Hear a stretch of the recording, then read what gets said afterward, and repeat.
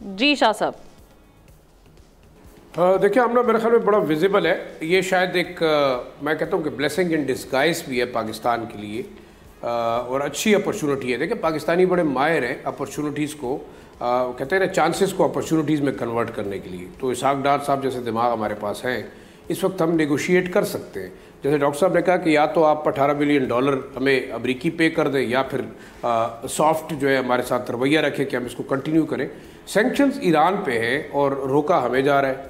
ایران سے ہم پیٹرول نہیں خرید سکتے، باقی اسمگل ہم کر سکتے ہیں۔ دیکھیں 2-3 چیزیں، اب امریکہ ہم سے چاہتا کیا ہے؟ کیا وہ چاہتا ہے کہ سی پیک کو رول بیک کیا جائے؟ کیا وہ چائنیز انفلوئنس کو کاؤنٹر کرنے کی ڈیمانڈ کرنا چاہتا ہے؟ تو میرے خیال میں اس وقت ایک لحاظ سے مشکل صورتحال پاکستان کے لیے ہے، لیکن پاکستان اس اپرچونٹی کو یوٹیلائز بھی کر سکتا ہے اپنے فیور میں۔ امریکنز ڈیمانڈ کو دیکھنا ہوگا، چائنیز ڈیمانڈ کو دیکھنا ہوگا، اور پھر ایران کے ساتھ جو پائپ لائن والا ایک ایشو نہیں ہے بلکہ اس کے بعد بہت ساری چیزیں ایسی ہیں کہ آپ کا جو پیٹرول کرائسس ہے اس کو بھی آپ ریزالو کر سکتے ہیں۔ آپ کو نیگوشیٹ کرنا چاہیے، لیکن میرے خیال میں ایک ہمارے فورن پالیسی فیلئر اور آپ کے ڈپلومیٹک فرنٹ کے اوپر جو فیلئرز ہیں وہ پاکستان کو بڑی مشکل صورتحال کے اندر جو ہے وہ لے آئے ہیں۔ یعنی پہلا نوٹس، اس کے بعد دوسرا نوٹس، اس کے درمیان کتنا پیریڈ تھا؟ اس دوران ہم نے اس چیز کو سیریسلی کیوں نہیں لیا؟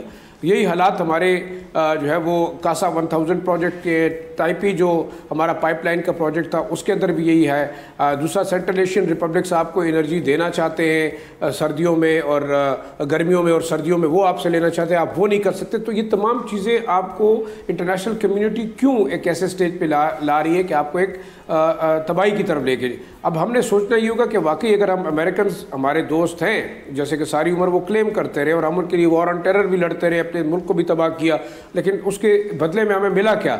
پہلے ROZs کا وعدہ تھا، اس کے بعد پھر آپ کے برڈ ایریاز کے لیے ڈیولپمنٹ کا وعدہ تھا، اور ایک بڑی مزے کی چیز آپ کو بتاؤں کہ اب تو مرج ایریاز کے اندر USAID کے پروجیکٹ کے تھے آپ کے لینڈ رجسٹریشن کی بات ہو رہی ہے۔ تو کیوں لینڈ رجسٹریشن کرنے؟ ایک طرف آپ کو ایک طرف ڈالا جا رہا ہے، دوسری طرف آپ کو وہ اپرچونٹیز سے فائدہ نہیں اٹھانے دے رہے، اور 24 گھنٹے یا مطلب ہم کہہ سکتے ہیں کہ اس کوشش میں ہوتے ہیں کہ آپ ہمیشہ ان کے محتاج رہیں۔ تو ایل انٹینشن ان کی اپنی ہے، اور ریزن یہی ہے کہ امریکہ اس خطے کے اندر اپنا فٹ ہولڈ قائم کرنا چاہتا ہے۔ اب آپ بات کرتے ہیں انرجی کرائسس کی، ایک طرف ہم کہتے ہیں کہ جی منرل ہمارے پاس جو ہے وہ کاپر ریزرو نکل آئے ہیں، دوسری طرف آپ کہتے ہیں کہ اسپن وارم 1 اور 2 گیس اتنی زیادہ ہے کہ وہ ہمارے 1000 سال کی ہماری ضروریات پوری کر سکتے۔ تو سچ ہے کیا؟ دیکھیں اگر آپ اپنے ریزروز کو، اپنے منرلز کو نکال کر اپنے لیے یوٹیلائز نہیں کر سکتے تو ہم کیوں اتنے قیدی بنے ہوئے ہیں؟ آبویسلی آپ کی جو غلط پالیسیز ہیں، آپ جس کیمپ کے بھی اندر گئے، ماضی کی جو غلطیاں آپ نے کی، اب آپ کو اس نیکسس سے نکلنا ہوگا۔ نکلنے کے لیے اب ظاہری بات ہے کہ یہ حکومت کی جو ہے وہ ثوابدید کے اوپر ہے کہ وہ کس طریقے سے نکلنا چاہے گا۔ مشکل صورتحال ضرور ہے، لیکن میری ذاتی رائے ہے کہ بڑا اچھا موقع ہے کہ آپ نیگوشیٹ کریں کہ جناب اگر آپ ہم سے امریکہ یہ کچھ چاہتا ہے تو اس کے بدلے ہمیں ملے گا کیا؟ کیونکہ اس کے بدلے آپ کو صرف قرضے مل سکتے ہیں۔ آپ نے وار آن ٹیرر لڑی تو آپ کو پینٹس ملے، فائدہ جو ہے وہ ظاہری بات ہے کولیشن ٹروپس اور کولیشن، اور آپ دوسرا دوبارہ افغانستان کو آپ کی جھولی میں ڈال کے چلے گئے۔ اب وہی لا اینڈ آرڈر کا مسئلہ ہے، وہی ملیٹنسی ہے، وہی القاعدہ ہے، وہ ISK ہے۔